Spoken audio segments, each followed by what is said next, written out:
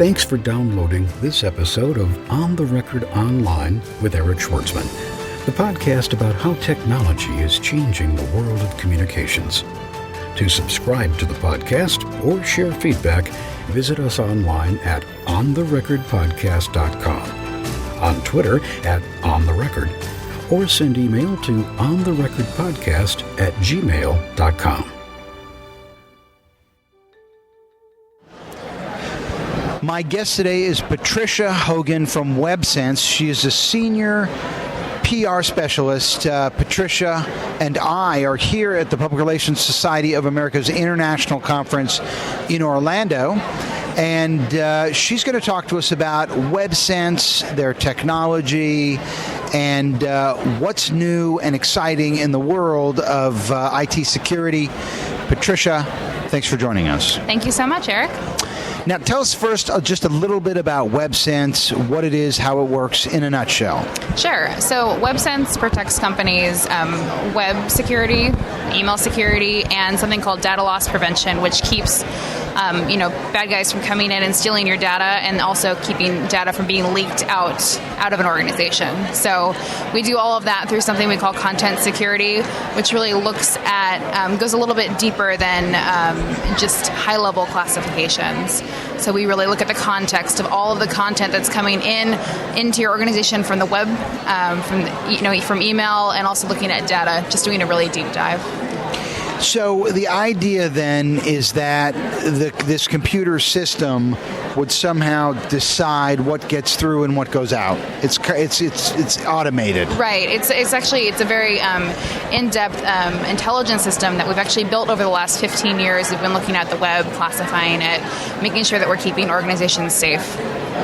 And who's the customer for a product like this?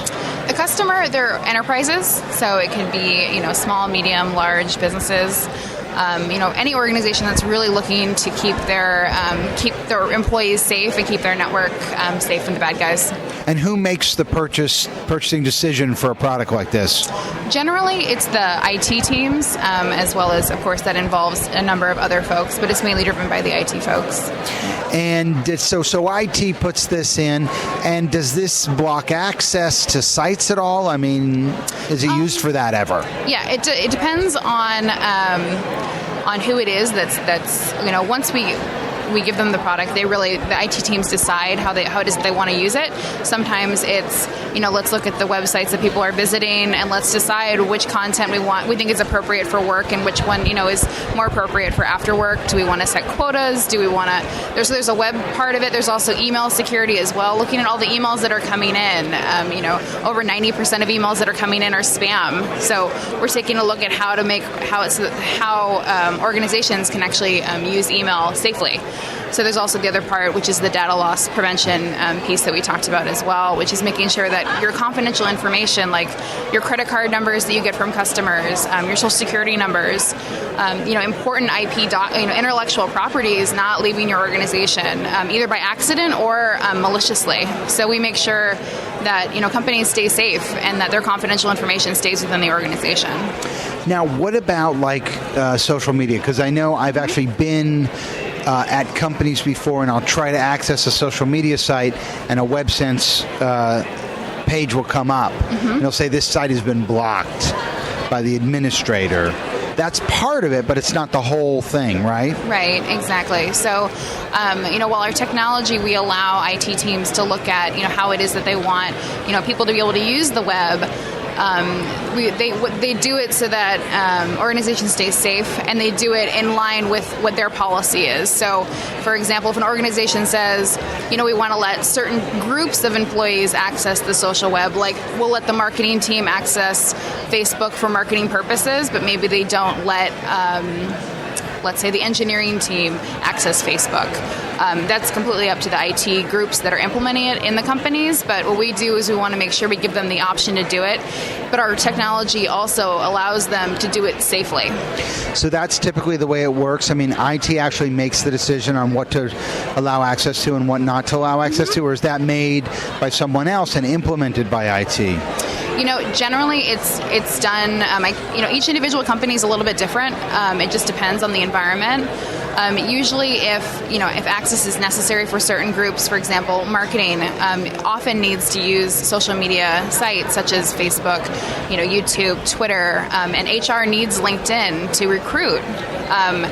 They can work with their IT teams and really partner with them and make sure that they're getting the access that they need. And I think it's a delicate balance because IT feels like they need to keep the organization secure, but also productive and moving forward. So, yeah. Jeremiah Owyang, the analyst with Altimeter Group, who's a previous guest of this podcast, put out a report last year. I'll have a link in the show notes about sort of the impact of social media on business. Mm-hmm. And one of the things he said, or one of the things the report talks about, is sort of the applications for marketing of social media, which seems to be the most obvious. Mm-hmm. You can use this to communicate and sell and promote, but then it also talks about the applications of social media to other areas of the business. Mm-hmm. The idea that perhaps logistics, R&D, customer service, management, other areas of the business could actually operate more productively and efficiently if they used social media as well. Mm-hmm. So what would you say, to the customer that comes to you and says, look, I understand the need to protect my intellectual property, I get all that, but in terms of blocking access to social media, wouldn't I just be better off training my people to use it effectively than actually restrict access with technology? Mm-hmm. Yeah, absolutely. I think that there is definitely a way that, like we were said, there needs to be a balance. I think it depends on each organization is a little bit different, but I think what we've done at WebSense is really build technology that will keep organizations safe, but also productive on social media channels. So actually, we just recently in our most recent feature update for a product we call WebSense Triton, which is a combination of web email and data security. So it's one big platform. All the pieces kind of talk together. So, but what we've done with that, with the brand new features, is that we've actually enabled brand new social media controls, so that you can go in and really get granular on, okay, I want to allow Facebook, but I don't want to allow anybody to play games on Facebook, but I want to allow them to post. So our technology will go into Facebook and can kind of look at the content and say, this part's allowed, this part maybe we don't want to allow it during working hours. There's part of me, that I get it. I mean, you're employing people, you want to make sure they're doing their job. Fair enough. But on the other hand, it seems like the boundaries between professional and personal are kind of frayed in the digital world. Because, a lot of us now have company phones, and we're expected to turn around emails, whether it's weekends or in the evenings. And we're expected to monitor what's going on for business, either online or in the intranet off hours. Shouldn't we then, by the same stroke, be allowed to engage appropriately in some amount of social interactivity that's not work-related during work hours, so long as we fulfill our mandate as an employee? Mm-hmm. I think that there is definitely I think IT security technology, especially like WebSense technology, for example, we're looking to enable businesses to embrace the social web. We want to make it safe for them to be able to use it. It's a very valuable business tool. If you look at the stats, we've found that most users are only 2 clicks away from malicious content. That's not very far. This is reputable websites. They're only 2 clicks away from it. So there is danger, but at the same time, I think what we want to do is we want to balance the safety with really allowing people to still be able to use these channels because they are so important. So we're looking to really enable people to use the social web because that's why we have, brand new like YouTube abilities, LinkedIn, you've got Facebook, Twitter. I mean, what we're looking to do is enable organizations to do it, but to do it safely. For the last 5 years, I'm literally flying all over the world doing these social media trainings, most of the time where people have a computer and we're trying to learn to do things together. I've never once been in a situation where someone had a lockdown computer or a problem with blocking technology where they were okay with it. They were always usually really upset, like, oh my God, I can't believe it's blocked. They were upset.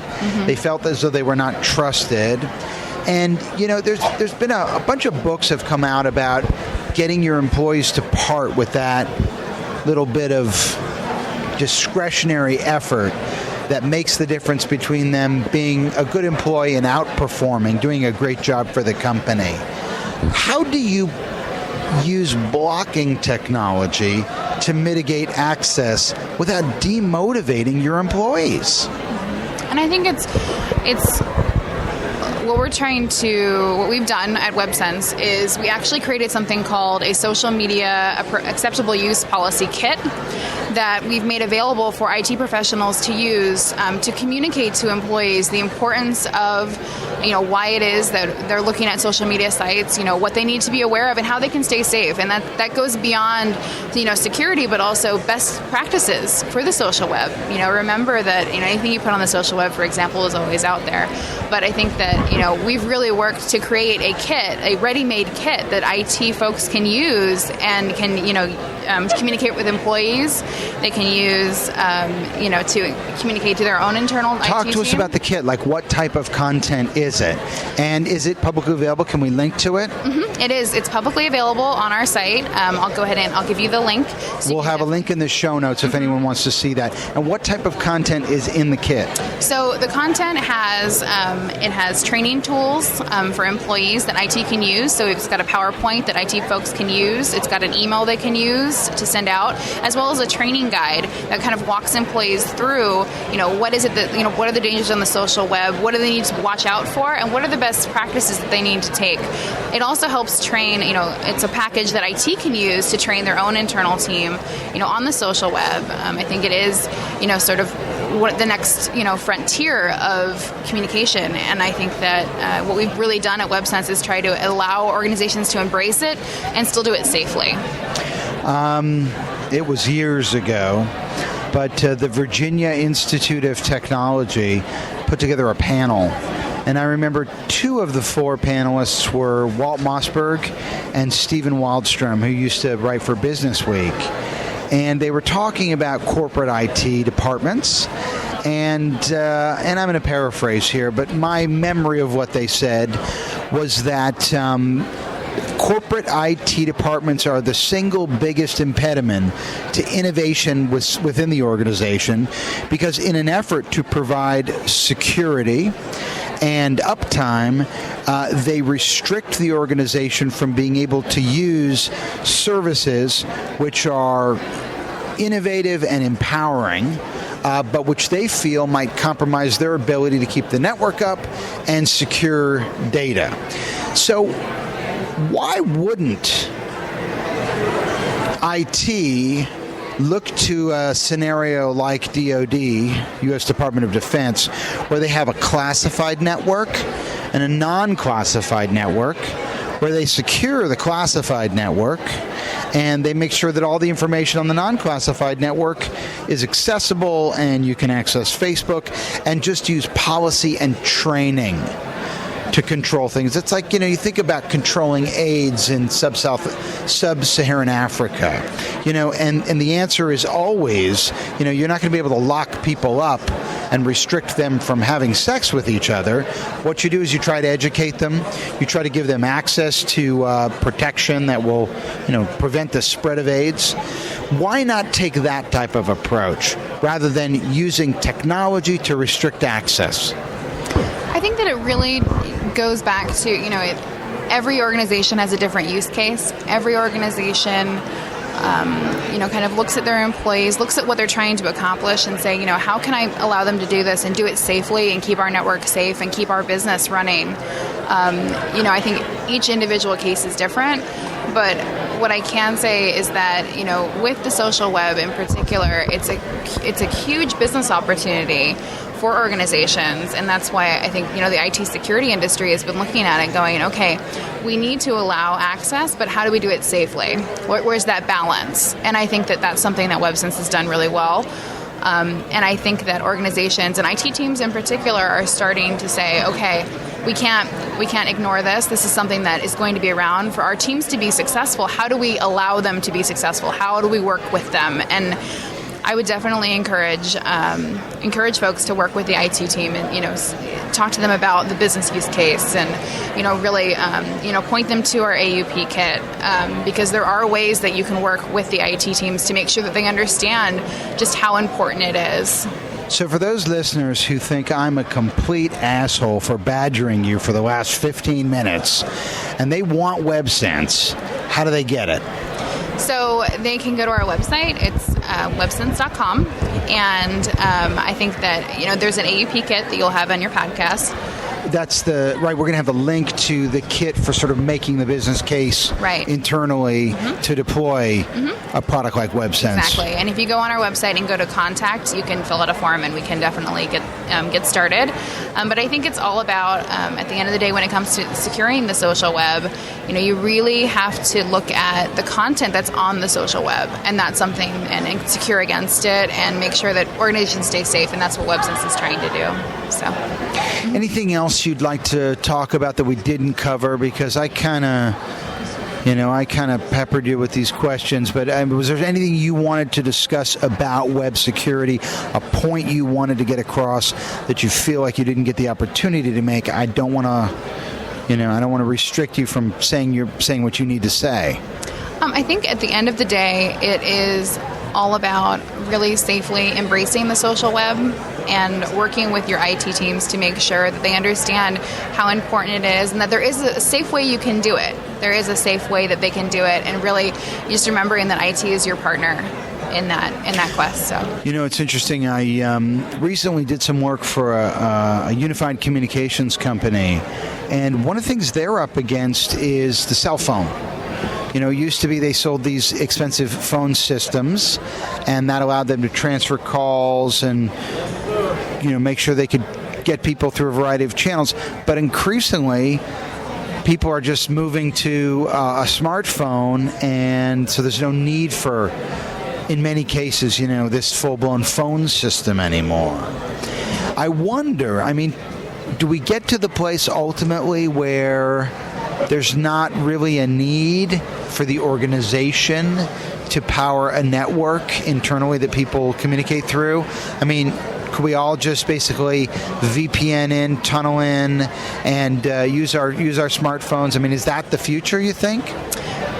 It's tough to say what, the future is, but I think that, there will always be... Come on, you can predict the future.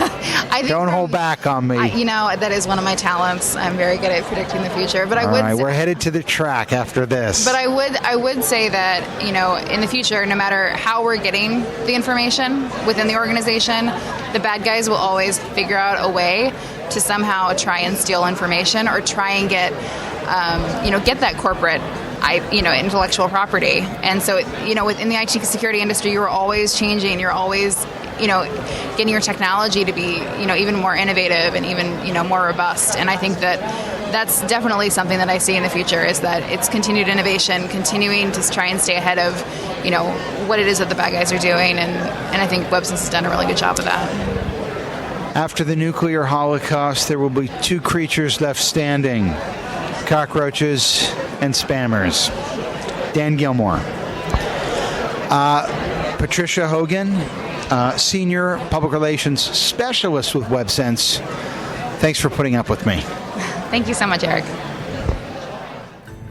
You've been listening to On the Record Online with Eric Schwartzman, the podcast about how technology is changing the world of communications. To subscribe to the podcast or share feedback, visit us online at ontherecordpodcast.com, on Twitter at ontherecord, or send email to ontherecordpodcast@gmail.com. On the Record Online is hosted by Eric Schwartzman, an independent online communications consultant whose clients include the U.S. Department of State, the United States Marine Corps, the U.S. Embassy of Greece, the Government of Singapore, Johnson & Johnson, Toyota, Southern California Edison, the Environmental Defense Fund, and dozens of small to medium-sized organizations. For information about engaging Eric Schwartzman as a speaker, social media trainer, or digital strategist, visit www.ericschwartzman.com or send email to eric@ericschwartzman.com.